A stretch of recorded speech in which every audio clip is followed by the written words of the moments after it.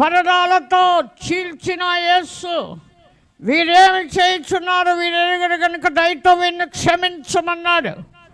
వారందరూ క్షమించబడి బ్రతకాలని కోరిన యేసు రక్తం క్రైస్తవ రక్తం, క్రీస్తు రక్తం.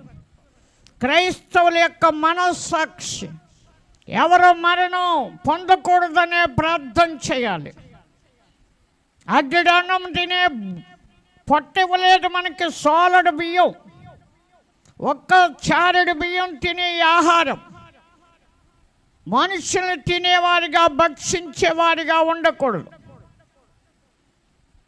నిన్ను వలె నీ పొరుగు వారిని ప్రేమించమని. ఒక వ్యక్తి చనిపోతే వాళ్ళ భార్య బిడ్డలు, తల్లులు, అక్కలు, చెల్లెళ్ళు కొన్ని దినాలు అంగలార్పు.